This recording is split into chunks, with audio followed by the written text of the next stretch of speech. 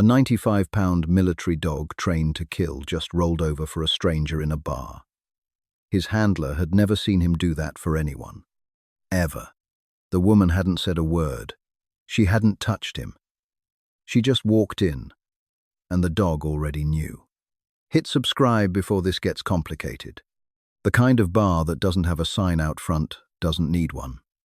Iron Tide had been sitting on the industrial edge of Coronado's port district for 31 years, wedged between a cold storage warehouse and a chain-link fence that nobody had bothered to fix since 2009.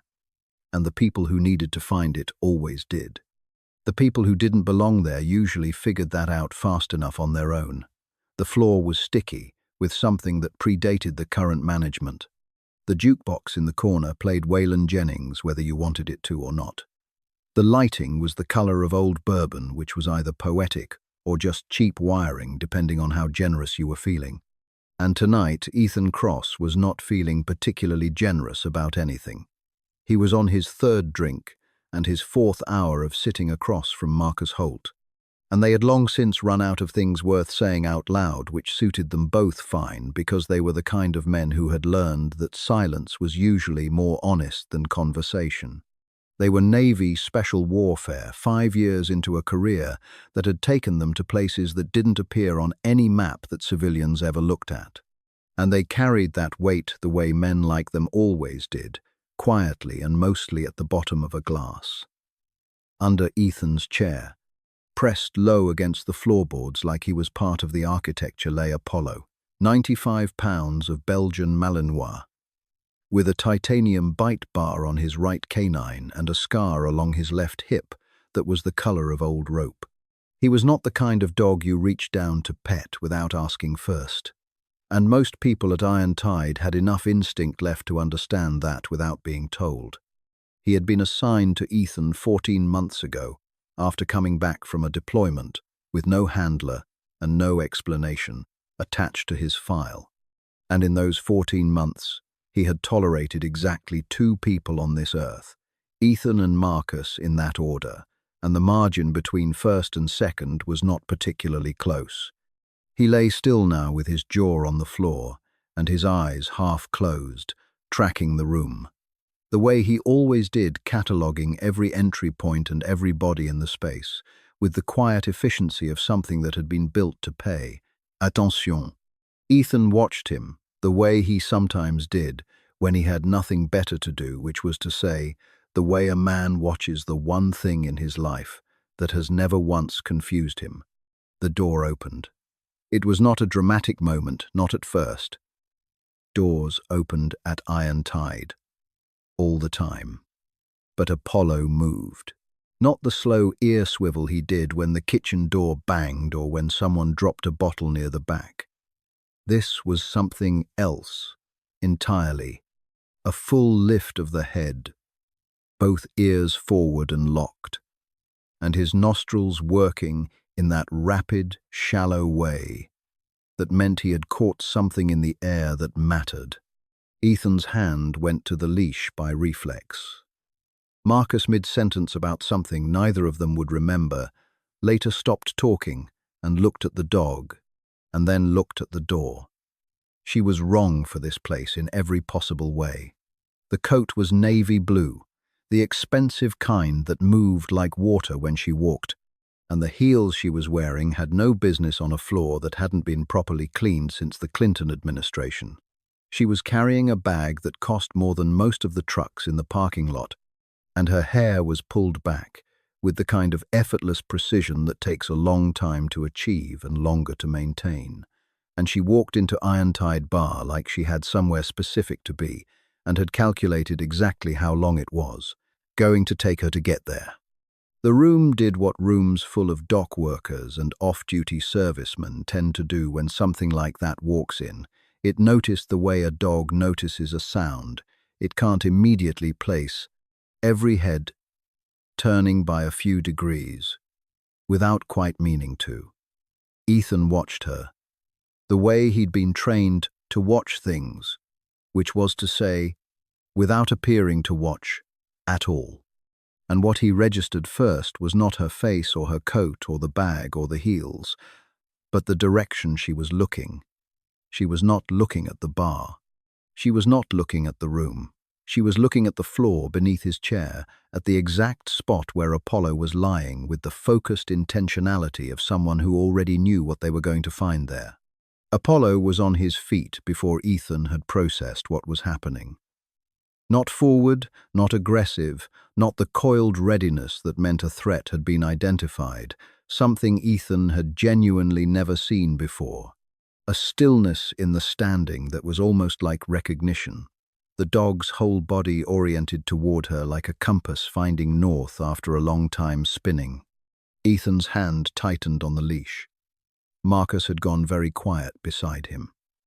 The woman crossed the room without looking at either of them, and when she was close enough that Ethan could have reached out and touched her, she stopped, looked down at Apollo, and said one word softly, the way you say something you've been holding in your mouth for a long time. Apollo, not Rex. Not the name in the file, not the name on the tags, not the name that anyone outside a classified document had any reason to know. Apollo. The dog made a sound that Ethan had never heard come out of him before, low and broken, and something close to relief, and then the 95-pound animal that had intimidated grown men on 3 continents dropped to the floor, rolled onto his back and pressed his paws against the air like a puppy waiting to be told he was good. Ethan had his hand on the leash and his eyes on the dog and absolutely no idea what to do with either of those things, which was a feeling he had not experienced in a very long time. He was 34 years old, and he had done things in dark places that would have broken a different kind of man, and he had built his entire professional identity on the premise that in any given situation he could read the variables, assess the threat, and respond with exactly the right amount of force in exactly the right sequence. And right now, none of that was available to him because Apollo, his Apollo, the dog who had once held a man's forearm in his jaws for 11 minutes without receiving a single command, was lying on the floor of iron-tied bar with all 4 paws in the air, making a sound that belonged in a dog park, not a war. Marcus had stood up from his chair. His right hand was not on his drink. The woman did not look at either of them. She crouched down in a single fluid motion, her expensive coat spreading across the dirty floor without any apparent hesitation, and she put both hands on either side of Apollo's face. And the dog went still the way dogs go, still when they are being held by someone they trust, completely. That particular looseness in the neck and jaw that is not surrender but something closer to safety. She turned her face into the fur at the side of his throat, and Ethan heard her exhale, a long, ragged sound, the kind of sound that carries more weight than the person making it, probably intends to release in public, and she stayed like that for what felt to him like a very long moment, and was probably 6 seconds. Apollo was trembling. Not the fine muscle tremor of a dog on alert, but something deeper and more involuntary, a shaking that started in his chest and moved outward. And he pressed himself upward into her hands with a desperation that Ethan recognized uncomfortably as grief resolving. Lady Marcus said, and his voice was careful in the way that voices get when a man is trying to be controlled about something that is actively alarming him. She didn't look up.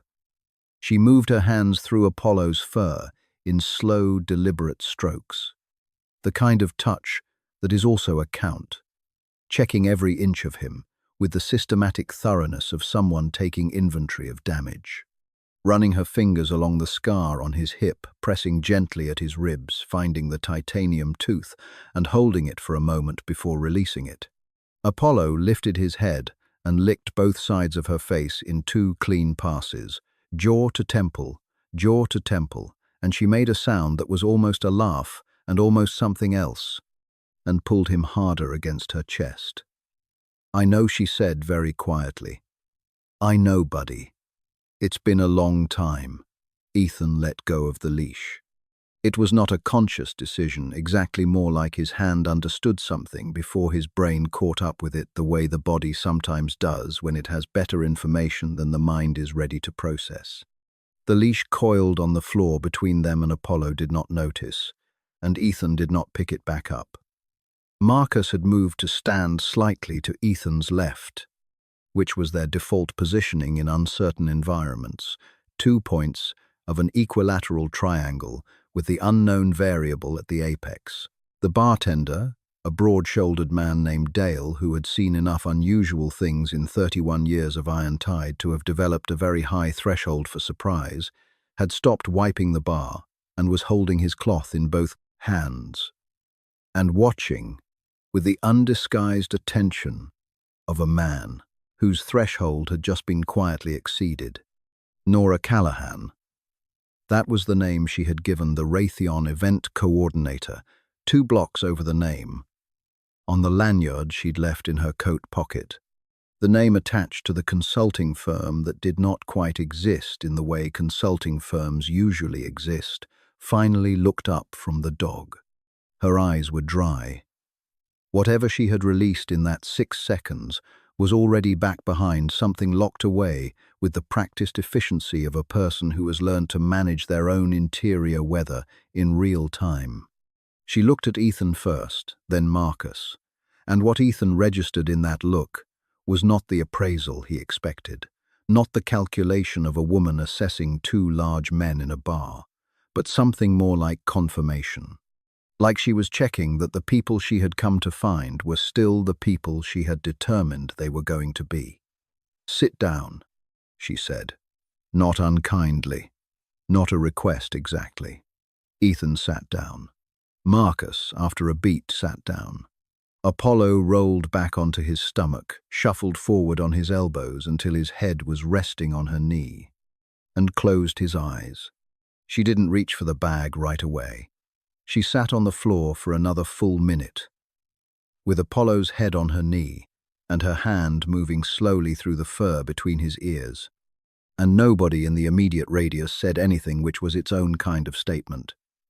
Then she stood, smoothed her coat with a single downward pass of both palms, pulled the bar stool out from beside Ethan's table without asking permission and sat down.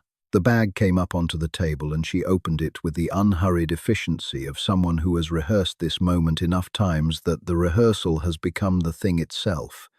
What she placed on the mahogany surface was not a single document, but a collection, and she placed it with the bag positioned as a shield on the bar side.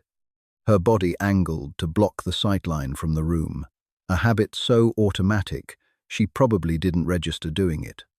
Satellite imagery printed on matte paper, a sheaf of communications. Intercepts with the classification headers, still visible along the top margin. 4 pages of financial records, from an offshore account, registered in the Cayman Islands, and a photograph that she placed on top of the stack and left there face up without comment. Iron Tide was not her first choice of venue. It was her third. The first 2 had been compromised in the 48 hours prior, a coffee shop near the base, with a vehicle she'd seen twice in 2 days parked outside, and a safe house that had been accessed in her absence by someone who'd reset the tell she'd left on the door handle. Iron Tide was loud, loyal, and had a bartender who had survived 31 years of Port District discretion. It was the best option remaining. Ethan looked at the photograph. It was aerial, high-resolution, taken at an angle that suggested a drone at medium altitude, and it showed a valley. He recognized the way you recognize. A recurring nightmare, the particular arrangement of ridgelines, the dry riverbed running diagonally through the frame, the cluster of low structures on the eastern slope that were still standing in the photograph and were not standing the last time he had looked at them with his own eyes. Kandor Valley, Afghanistan, 16 months ago. He did not reach for the photograph. Marcus did not reach for the photograph. They looked at it the way men look, at evidence they have already, somewhere below conscious acknowledgement, been waiting for someone to produce. Your unit designation is SEAL Team 5 Echo Platoon, she said. Her voice was even and uninflected, the voice of someone reading from a document they have committed to memory. You were deployed to Candor Valley on a 14-day reconnaissance and capture rotation beginning September 4th, 18 months ago. Your team was 12 men, 1K9 asset callsign Apollo. Your commanding officer was Captain Daniel Rowe. She paused. The official casualty report lists Captain Rowe as killed in action during an insurgent ambush on day 9 of the rotation. The report was filed by your executive officer, Lieutenant Commander Brian Tarver, and countersigned by your chain of command within 48 hours. Ethan said, "That's classified." "Yes," she said, "it is." She let that sit there between them for a moment with the patience of someone who has made her point and is comfortable waiting for the other person to arrive at its implication. Marcus was watching her with the particular stillness he reserved for things he hadn't yet decided were threats, which meant he had decided they might be. Under the table, Apollo had moved to sit directly at her feet, pressed against her ankles, in a way that was not protective of her from them. But something more layered than that. The posture of an animal that has placed itself between two things it values and is prepared to negotiate the space. "Who are you?" Ethan said. It came out flatter than a question. Then, before she could answer, "And before you show me anything else, the classification headers on those intercepts. Read me the handling caveat on the 3rd page." Word for word. It was a test with a specific answer. An answer that existed in exactly one document that had never left a secured compartment at Coronado. If she had it, she had access he couldn't explain away. If she didn't, the next move was Marcus. She looked at him for 1 second, then turned to the 3rd page, without looking at it, and read the caveat from memory in the specific bureaucratic cadence of someone who has read a document enough times that the language has become texture rather than meaning. Every word was correct. Ethan picked up his drink and set it back down without taking a sip, which was the only acknowledgement he was going to give that she had passed. She turned up her left sleeve to the elbow. The inside of her forearm showed 3 things. A line of surgical scarring along the jaw side of the wrist, faint but unmistakable. Under the bar's amber lighting, the kind left by reconstructive work done with precision rather than speed. A patch of skin along the inner forearm that was slightly smoother than the surrounding tissue. The texture of laser removal imperfectly completed. And if you knew what you were looking for, which Ethan did, you could still see the ghost of a unit insignia underneath. And a burn scar, white and old, that ran from just below the elbow toward the wrist in the irregular pattern of something that had happened fast and been treated in the field. Ethan had seen that burn scar before. Not on her, in a photograph, in a file, in a medical record, attached to the personnel jacket of a naval officer who had been dead for 16 months. "Captain Rowe is not dead," she said.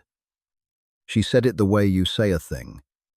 You have been waiting a long time to say to the specific people who need to hear it, with a flatness that is not detachment, but its opposite. Something held so carefully for so long that releasing it requires that the voice go very still. Captain Rowe has been alive for 16 months, operating under a non-official cover identity established by CIA Special Activities Center, with reconstructive modifications including gender reassignment procedures completed over 18 months prior to Candor, rhinoplasty mandibular contouring, full iris replacement, and vocal cord modification to stabilize the register change that had already begun, a medical history that existed in a file Voss never had clearance to read. She put her sleeve back down. "My name for the duration of tonight is Nora Callahan." Apollo walked from her feet to the exact midpoint between her stool and Ethan's chair and sat down facing both of them, alert and deliberate. his amber eyes moving between their faces with the calm attentiveness of something that understood in whatever way dogs understand things that this introduction mattered. The silence that followed was not the comfortable kind they'd been sitting in before she arrived. It was the kind of silence that happens when information lands on a person with enough weight to compress the air around them, the kind where the mind keeps trying to reassign what it's just received into a category that makes more sense than the one it's actually in, and keeps failing and has to start over. Ethan looked at her face. He had spent a significant portion of his career learning to read faces, to find the thing behind the thing, to locate the calculation inside the expression. And what he found when he looked at Nora Callahan, or the person who had told him her name was Nora Callahan, was not what he expected. There was no performance in her. That was what stopped him. He had met liars at every level of sophistication the profession produced, and the consistent quality in all of them, from the worst to the best, was that there was always a performance, always an awareness of being watched in the watching, and she did not have that quality. She had the quality instead of someone who has been carrying something very heavy for a very long time and has arrived at the place where they are finally allowed to set it down. Marcus said Daniel Rowe was 6'2" and 215. Non-official cover doesn't require a change in height, she said. The weight came off over the first year. Hormone therapy does that if you let it. And I had been on a medically supervised protocol for 2 years before Candor anyway.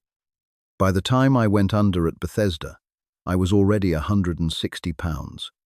The rest is reconstruction and 14 months of being someone else every minute of every day. She reached into the bag again and produced a small tablet, unlocked it with her thumb and turned it to face them. On the screen was a side-by-side, a military identification photograph of Captain Daniel Rowe. She was right that she had lost weight, and the jaw was different, and the eyes were a different color, but the bone structure, Ethan realized with the slow spreading recognition of someone watching an optical illusion resolve, the bone structure was the same, and a photograph of the woman sitting across from them. The facial modifications were performed at a CIA facility in Bethesda over a 6-week period, she said. Nose, jaw, chin, iris replacement lenses. The gender transition itself began 4 years before Candor, the agency, facilitated it, classified it, and built the cover around it, rather than discharging me, because I was more useful to them, as someone who didn't officially exist in the way I existed. The scar tissue you can see on my forearm is from Candor white phosphorus, day 8 before the ambush. She put the tablet down. I trained Apollo from 8 weeks old. He was born partially blind in his right eye, and the standard assessment was to wash him from the program. I kept him. Something shifted in her voice on the last sentence. Not much, just a fraction of a degree in the direction of something unguarded. He qualified for Tier 1 at 14 months, 6 months ahead of any K9 in the program's history. What you know as his prey drive is actually selective focus. He doesn't pursue threats. He categorizes them. It's the difference between a weapon and a mind.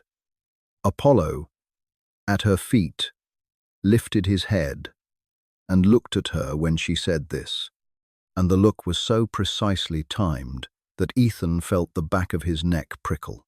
In Candor on day 9 she continued, and her voice went to the still place again. The place where the weight of a thing is managed by removing all inflection from the carrying of it. We walked into an ambush that had been prepared in advance by people who knew our route, our timeline and our composition. When the contact began, I was separated from the team. I had 6 minutes approximately before the position became untenable. She stopped. I gave Apollo a command in Pashto. A specific word, Dre. It means approximately down and hold. Don't move regardless of what happens. It was a contingency command we had practiced 3 times, never operationally. He performed it perfectly. Her jaw tightened for a moment, barely perceptible, and then released. I drew fire to the western ridge. The team recovered Apollo and withdrew.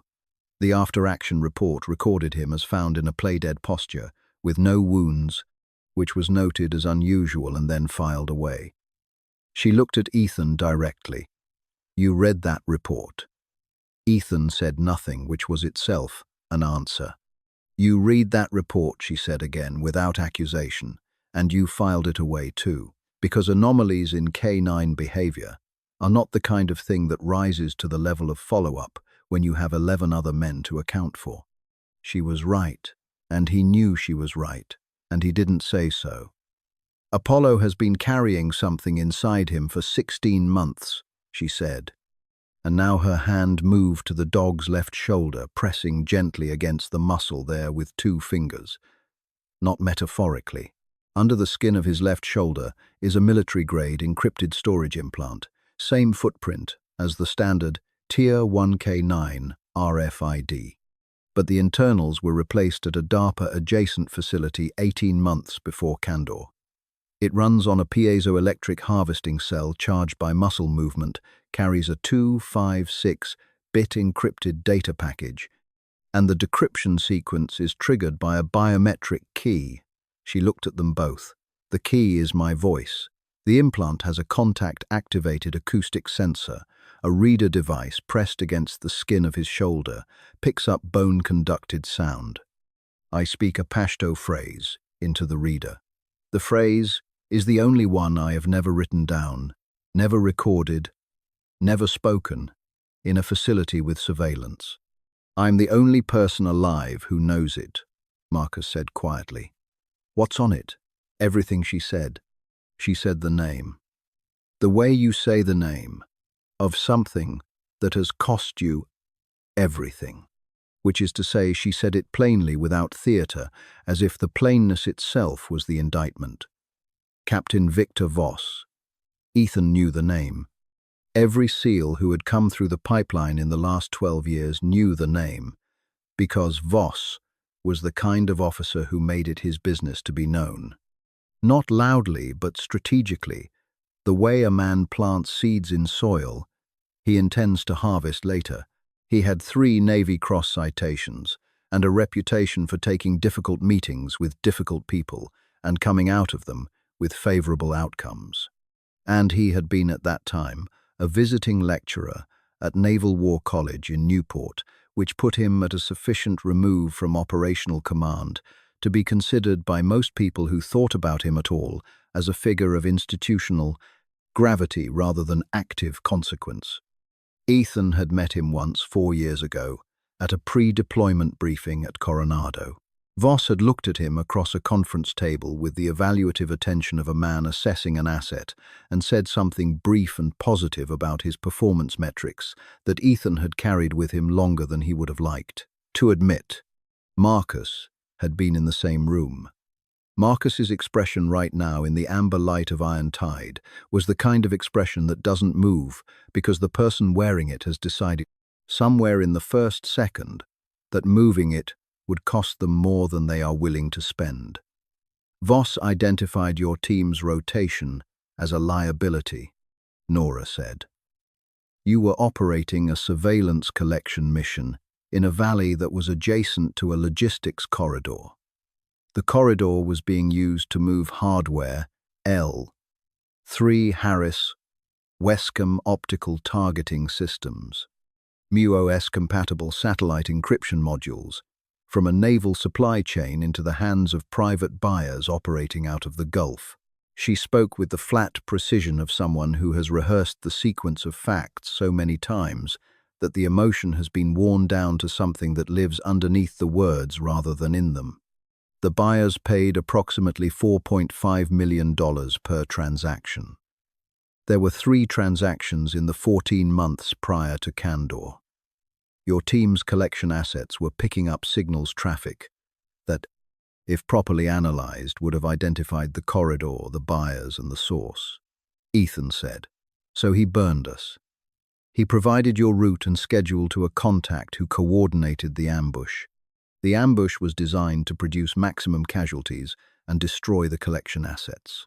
Apollo was to be recovered and returned because Apollo had been present at one of the transactions, and Voss understood that a Tier 1 K9 asset might retain environmental scent markers that could be forensically significant.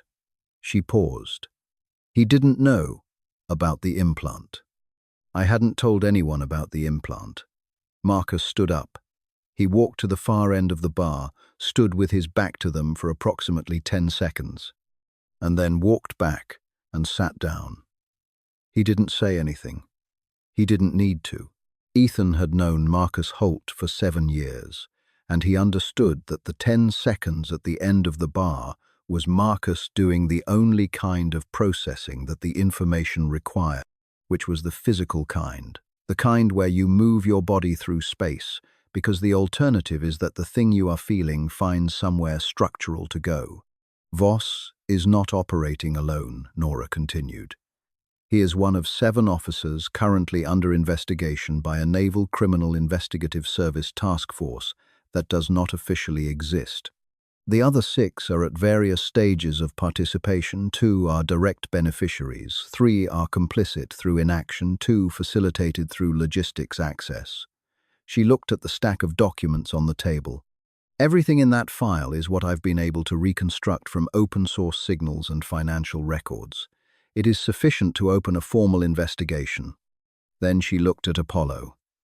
What's in the implant is sufficient to end 7 careers, trigger criminal referrals for 3 counts of manslaughter, and dismantle a procurement fraud network that has been running for 4 years.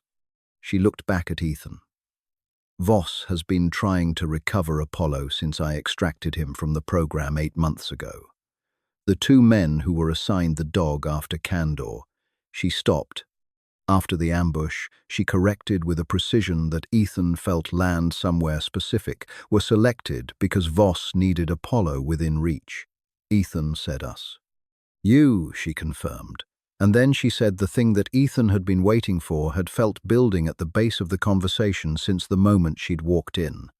The mission you've been assigned for tomorrow morning. The raid on National City Marine Terminal. She put both hands flat on the table. Don't go. The mission brief had come down 4 days ago through standard channels. Clean paperwork, proper classification headers, a target package on a suspected narcotics distribution hub operating out of a marine terminal warehouse in National City, 12 miles north of Coronado. Ethan had read it twice and found nothing in it that triggered the particular category of professional unease he had learned over 5 years to treat as information. It had looked like the kind of mission that looks exactly like a mission, and that he understood now, sitting in the amber light of Iron Tide with a dead man's intelligence officer across from him, was precisely the point. The warehouse is preset, Nora said. C. 4 linear charges on the primary load-bearing columns, kicker charges on the secondary egress points. The configuration is designed to produce a progressive collapse beginning 3 to 4 minutes after initial breach, with the optical illusion of stability in the first minute and a half. She said it the way an engineer describes a mechanism, which is to say, with a specificity that leaves no room for the hope that she might be wrong. The target package is fabricated. There are no narcotics. The facility was selected because it has no civilian adjacency, which means the explosion will be assessed as an operational accident involving equipment that was not supposed to be there. Marcus said, "They'll burn us as the story. You breach your inside when it goes." NCIS finds evidence in the aftermath that 2 SEAL operators were moving stolen military hardware through a civilian terminal. The 7 officers walk away. Voss promotes. She reached back into the bag and produced 1 more document, a single sheet, a financial transfer record, and placed it on top of the existing stack. Voss moved $300,000 into a holding account 48 hours ago. That's the payment for whoever set the charges. Ethan stared at the sheet for a moment, and then looked up at the bar. Not at anything specific, just at the middle distance where a man looks when he is trying to hold everything he has just been given without letting any of it spill. He had trusted the mission. He had read the brief twice and found nothing, and trusted it the way he had been trained to trust the chain of command, which was the same as saying he had trusted Voss, which was the same as saying he had been for 4 days carrying his own death in a folder on his bunk and sleeping next to it without knowing. Apollo moved.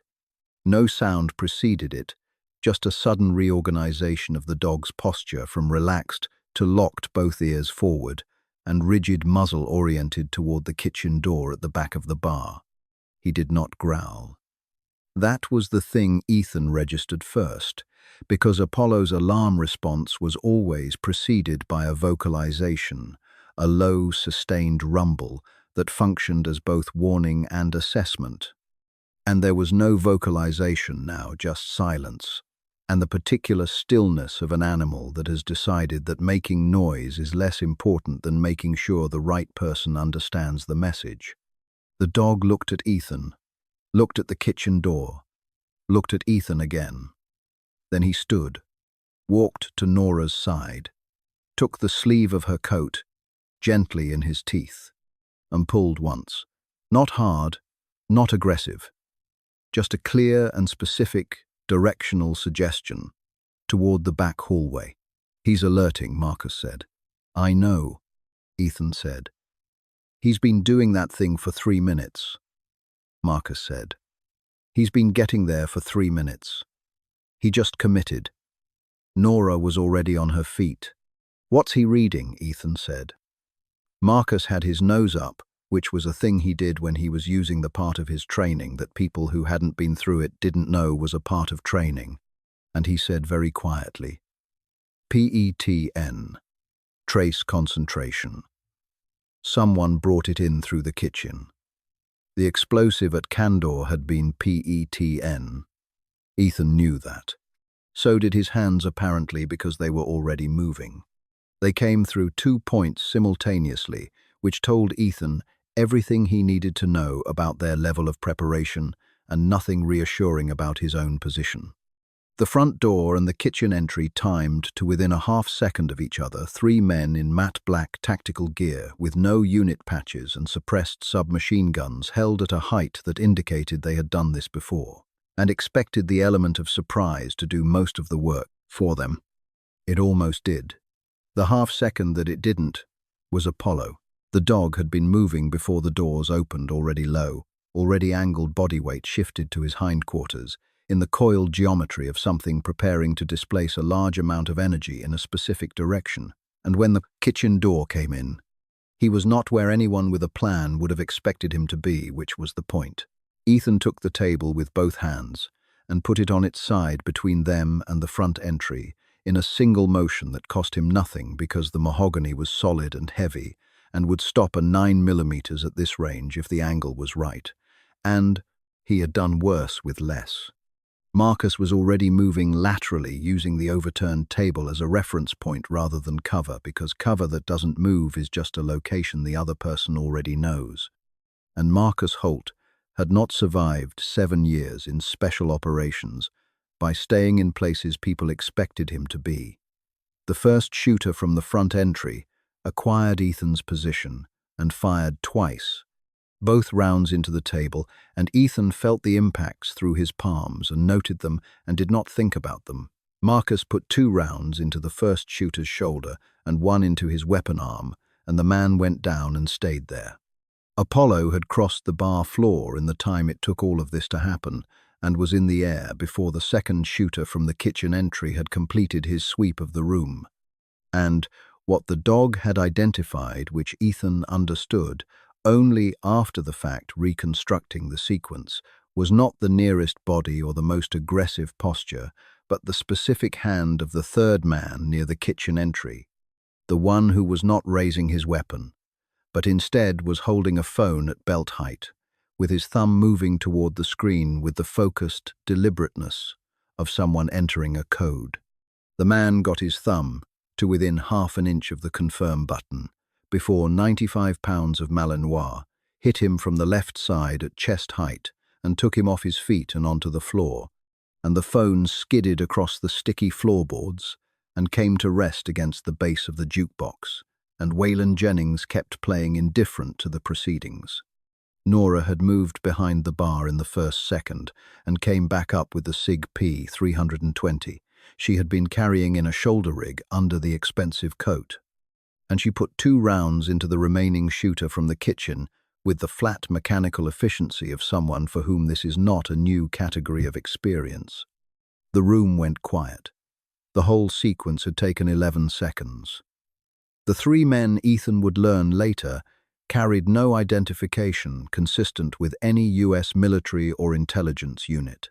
Their weapons were commercially sourced through a shell company registered in Bahrain. They were not Voss's men. They were the third parties, and they had come for the chip, not for the cover story, which meant that when the data transferred at 4:47 and Voss fell at 5:04, the third party would know within hours that the window had closed. Whether they accepted that or not was a problem that belonged to tomorrow. Dale, the bartender, was behind the bar on the floor with his hands over his head, which was, Ethan thought distantly, the correct decision.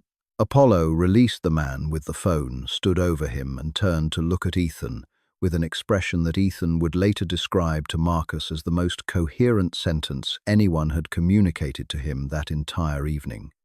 Then the dog walked to the man Marcus had put down near the front entry, the man who was injured and conscious, and very still, and sat in front of him, and looked at him with a calm, even a tension that was not threatening and not permissive, and not anything Ethan had a clean word for.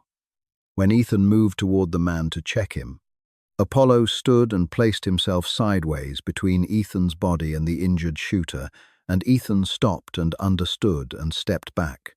The dog looked at him. The dog looked at the injured man. The dog looked at Ethan again. "He's done," Nora said from behind the bar, her voice steady.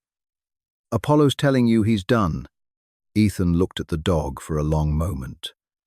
Then he lowered his hands. Somewhere outside, not close, but not far enough, a police siren began to describe a route that was going to eventually end at Iron Tide Bar. The siren was the thing that organized them, the way an external pressure always organizes people who have been trained to operate under external pressure. Not panic, but prioritization. Everything that isn't the next decision falling away with the clean efficiency of excess weight. Nora was already at the table, sweeping the documents back into the bag with one hand. Marcus had moved to the front window and was reading the street the way you read a street when you know something is coming and need to know exactly when. Ethan was looking at Dale, who was still on the floor behind the bar, and he met the man's eyes and said clearly and without drama, "Stay down until they're inside. Tell them you didn't see which direction." Dale nodded without speaking, which was the right response from a man who had been running a bar in the Port District of Coronado for 31 years and understood that the best outcomes generally involved the least information voluntarily offered. 2 minutes, maybe less, Marcus said from the window. There's a secondary response pattern. They've got more than one unit rolling. Nora had the bag over her shoulder and Apollo at her heel. The dog's body language shifted back to operational, compact, attentive, no wasted motion, and she said, "Back hallway, left through the loading dock. Alley runs north to the side street. Your truck is on the side street." Ethan said, "How do you know where my truck is?" She looked at him with an expression that was almost patient. "I know where your truck has been parked on Thursday evenings for the past 6 weeks. There was a moment where Ethan considered the implications of that, and then set them aside, because the sirens were closer and the implications were not. In the immediate term, the most pressing item on the list. They went out the back. The loading dock was dark and smelled of brine and old diesel, and the alley beyond it was exactly as she had described, running north between 2 warehouse walls that blocked the port lights and turned the space into something close to genuine darkness. And Apollo moved ahead of them by 6 feet and maintained that distance without instruction. clearing the path in the way he always did, when the environment shifted from social to operational, which was to say, he became a different kind of animal, not more aggressive, but more focused. The social warmth gone into some interior compartment where it could wait. The Ford F-150 was where it always was on a Thursday evening, which Ethan was going to have feelings about later. He unlocked it remotely, and Apollo went in through the rear door that Marcus opened without being asked. And then Nora followed, and Marcus took the passenger seat, and Ethan started the engine before the door was fully closed. He pulled north onto the side street with the lights off for the first block, and then joining the sparse late-night traffic on 3rd Street heading toward the 75, with the practiced deliberateness of a man trying to look exactly as unremarkable as possible, which he was. "They'll have your plate in 20 minutes, Nora said from the back seat. She was not looking out the window. She was looking at Apollo, who had placed his head on her knee with the settled weight of something that has returned to where it belongs. "The men back there," Ethan said. "Who sent them?" "Voss monitors the recovery status of certain assets," she said. "Apollo is one of those assets. When the dog's handler deviates from expected behavior patterns, which you did tonight by staying at Iron Tide 2 hours past your usual departure, it triggers a flag. The third party was watching the same signal. Voss's flag and their tracker fired at the same time tonight. The 3 men were theirs, not his, but they moved for the same reason." "A check," Marcus said. 3 guys with suppressors is a check. For the third party, yes. For Voss, it would have been the same outcome, different hand, same result. They want the chip gone, and everyone who knows about it gone with it. In the back seat, Apollo lifted his head from Nora's knee and turned toward the rear window for a moment, reading something in the air, or the distance that the humans in the vehicle could not access, and then turned back and lay his head down again. Marcus reached under the rear bumper panel with a penlight. During a red light, he had gotten out of the truck for 11 seconds with the quiet efficiency of a man who does not explain himself, and came back in, holding something small and flat between 2 fingers. A device, barely larger than a thumbnail. He held it up in the penlight's beam. "We've been carrying a tag," he said. "Since when?" Ethan said. "No way to know. Could be days." Nora looked at the device without visible surprise. "Put it in your pocket," she said. Marcus looked at her. "I said, put it in your pocket." He held it for a moment, reading her, and then he put it in his jacket pocket. "Wrong move," Ethan said. "Or it's exactly the right move," Nora said. "I've known about that tag for 2 days. I've been talking into it carefully." She looked at him in the rearview mirror. "There's a third party in this situation. Not Voss, not NCIS. Someone else who wants what's in Apollo's chip, and they've been following the tag, waiting for the right moment to move. One of the buyers," she continued. "Gulf-based private military contractor with an intelligence acquisition division. They don't want Voss stopped. They want the data, so they can identify who else in the procurement chain is exposed, and insulate themselves before the NCIS package drops. Tonight, when the tag showed you deviating from pattern, they moved on the same information Voss did. The 3 men at Iron Tide were not Voss's people. The highway entrance ramp came up on the right. Ethan took it without signaling. "Tell me where we're going," he said. "Coronado," she said. "The base." A silence. "The base," Marcus said. "Naval Amphibious Base. Coronado," she said. "Voss's administrative office is in Building 7. The hard drive we need is in his personal safe." Apollo exhaled slowly in the back seat, a long sound that was almost like a word, and then closed his eyes. They left the truck in a residential overflow lot 4 blocks from the main gate, which was the kind of lot that the base's security rotation never covered because it was technically off-base property and therefore someone else's jurisdictional concern. And they walked the 4 blocks in the particular quiet of 3 people who have agreed without needing to discuss it that silence is currently more valuable than conversation. Apollo moved at Nora's left heel, matching her pace with the precise attention of a dog operating in an environment it has been inside before. Reading the air, reading the space, providing information through the quality of his attention that no sensor array could replicate.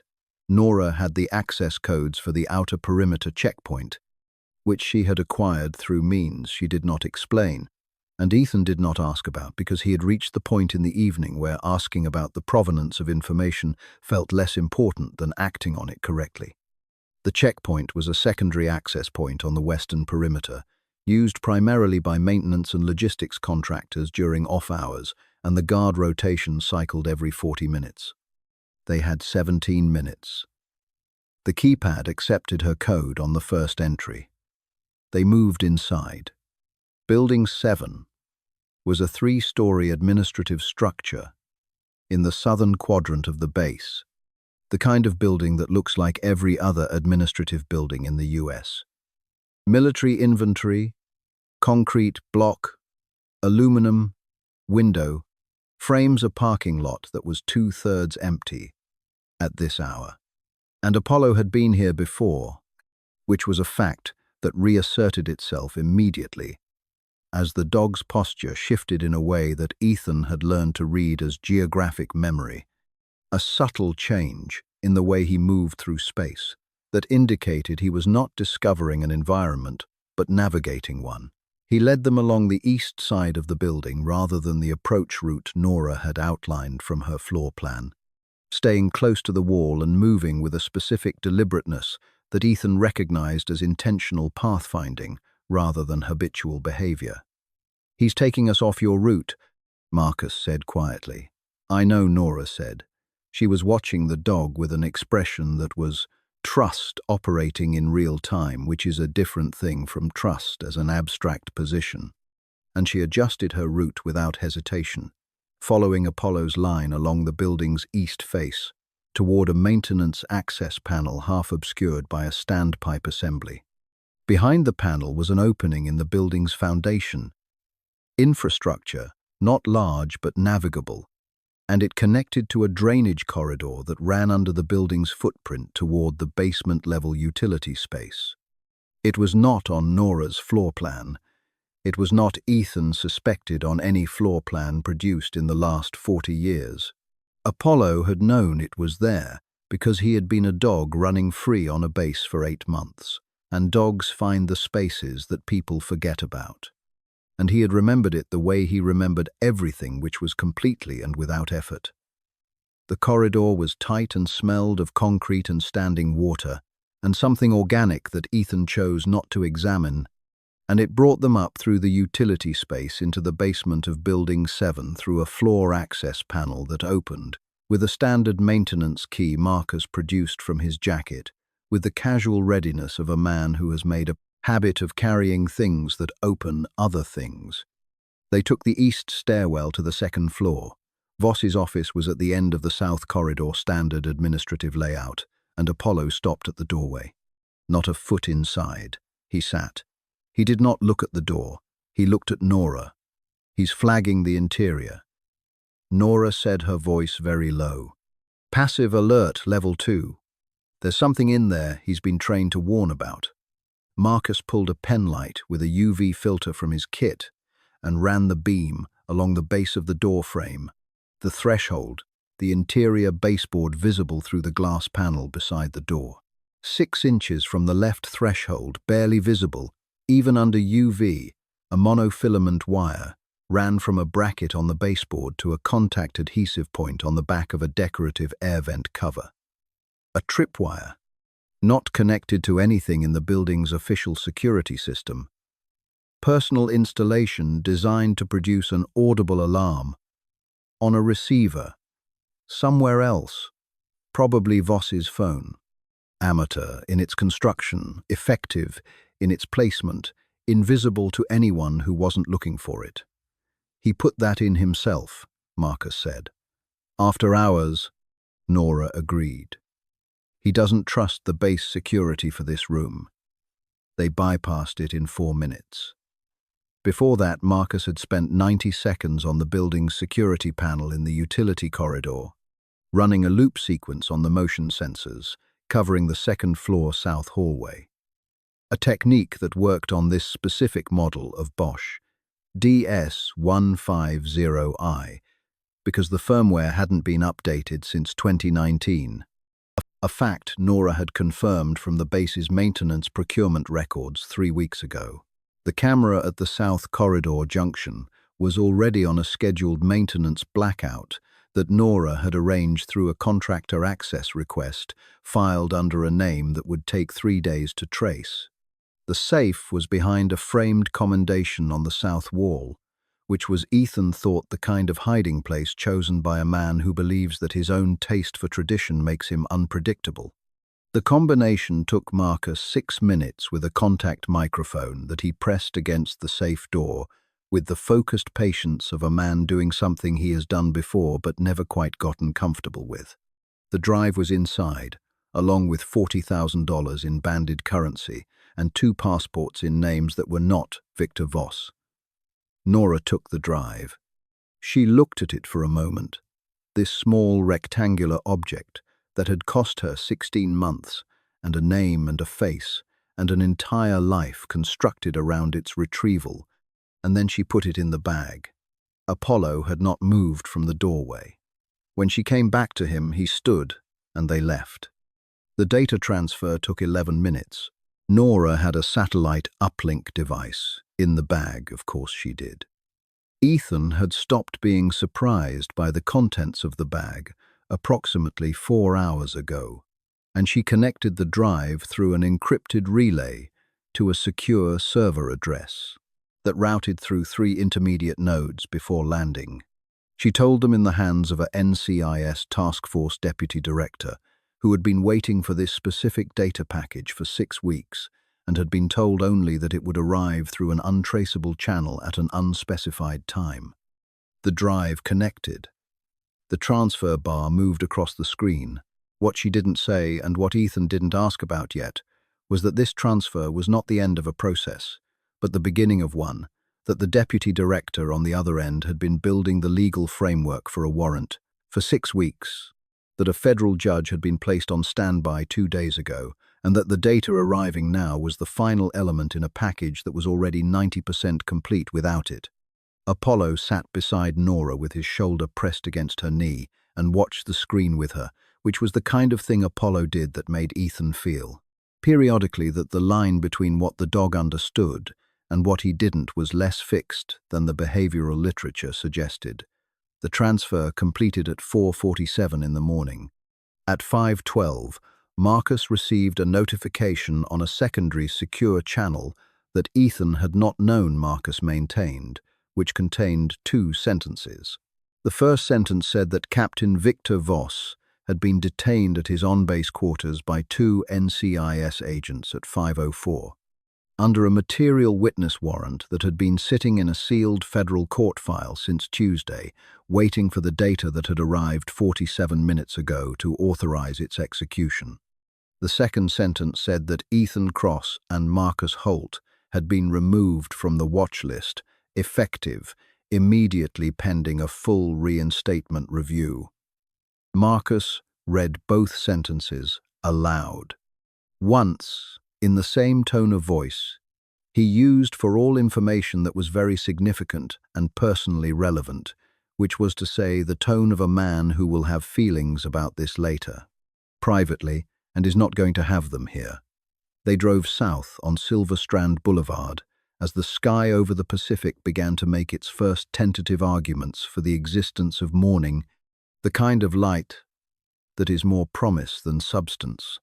And Ethan pulled off onto the beach access road and stopped the truck, without explaining why, because he didn't have a reason that he could have put into clean words, just the sense that the night required a proper ending and that the ending was not a parking lot or a highway or another conversation. They got out.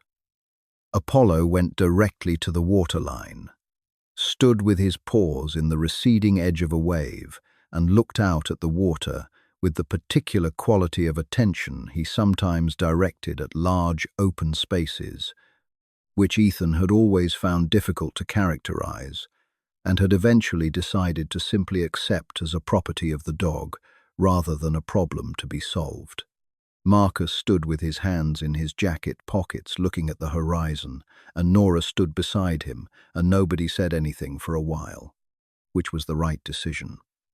The sun came up with the slow, committed indifference of Co's been doing this for a very long time and has no particular interest in the human arrangements occurring at its margins. Voss, somewhere on the base they had left behind them, had said something as the agents moved him out of his quarters. Nora had not been in the building. She had told Ethan on the drive that one of the NCIS agents on the task force had relayed it to her by text within the hour. The kind of second-hand detail that travels fast when an arrest goes cleanly and the people involved want the people who made it possible to know. He had said, "You think you're different from me," and the word you obeyed was just bigger than the word I obeyed. Ethan was still sitting with that sentence. He didn't have a clean answer for it yet, and he suspected he wasn't going to for a while, and he suspected that the not having a clean answer was actually the point, the part that was supposed to stay with him, the place where the discomfort lived, and where, if he was paying attention, the learning was. Apollo came back from the waterline and walked past Nora, past Marcus, and stopped in front of Ethan. Ethan was sitting on the tailgate of the truck, with his hands loose in his lap and his eyes on the water, and he was aware, without looking at his hands, that they were not entirely steady, the fine tremor of a nervous system completing a long circuit, coming down from something, integrating the night's accounting into whatever architecture he was going to carry it in going forward. The dog looked at him for a moment. Then he put his head on Ethan's hands. Not his knee. His hands, specifically the way you place a hand on something you want to, still. Ethan looked down at him. Apollo's amber eyes were open and calm, and completely present, and there was no performance in them, and no agenda, and no complexity beyond the simple, irreducible fact of one creature choosing to be with another creature, in a moment that mattered. Ethan put one hand on the back of the dog's head, very slowly, and held it there. The Pacific moved in and out with the rhythm of something that had no beginning and expected no end, and Silver Strand glittered in the new light, and the four of them stayed like that. A man, a woman, a soldier, and a dog, who had waited 16 months to come home, until the morning was no longer new, and the world required them to be in it. Again. If this story moved you, even a little, drop a like and subscribe so Ghost Dog can find more people who deserve to read it.